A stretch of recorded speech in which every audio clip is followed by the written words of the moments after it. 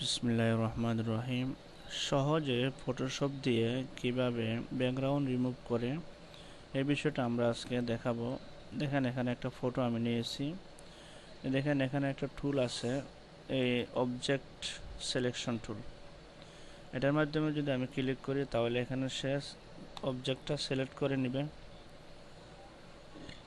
দেখেন এখানে আমি সিলেক্ট করে দিতেছি, এই অংশটার মধ্যে অবজেক্ট কোন অংশটা এটা সিলেক্ট করে নিয়েছে। তখন আমি কাজ করতে পারি, কন্ট্রোল জে মারি আমার নতুন লেয়ার নিতে পারি। নতুন লেয়ার পরে দেখেন এটা অংশ কি করে দিলাম, ওই যে আগের লেয়ারটা হাইলাইট করে দিলাম আর নতুন লেয়ারটা আমার কি আছে এটা তখন আমার কি হয়ে গেল, রিমুভ হয়ে গেল। এখন আমি যদি ব্যাকগ্রাউন্ড কালারটা চেঞ্জ করে দেই তাইলে কি হয়ে যাবে, আমার এখানে ব্যাকগ্রাউন্ডটা আমি এই কালার দিতে চাচ্ছি। তাহলে এখানে আমি যদি ব্যাকগ্রাউন্ডের কালারটা চেঞ্জ করে দেই তাহলে দেখবেন আমার কেন এখন আমি ক্রপ টুল দিয়া যে আমি ফটো নিতে চাই এটা আমি করে নিতে পারবো। এটা হলো একটা সিস্টেম দেখাইলাম, একটা সিস্টেম আমি দেখাইতেছি আপনাদেরকে।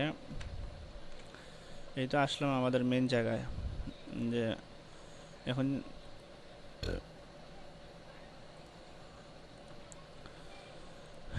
একটা সিস্টেম হলো ফটো আমি সিলেক্ট করলাম, সিলেক্ট করার পরে আমি সিলেক্টে যাব। সিলেক্টে গিয়ে ওই যে সাবজেক্ট সিলেক্ট যেটা আছে এটাতে ক্লিক করব। দেখেন অটো সিলেক্ট হয়ে যাবে, অটো সিলেক্ট হয়ে গেছে। এখন আমি আমার সাবজেক্টকে কী করে নিলাম, আমি কন্ট্রোল জে মেরে কপি করে নিলাম, কপি হয়ে গেল।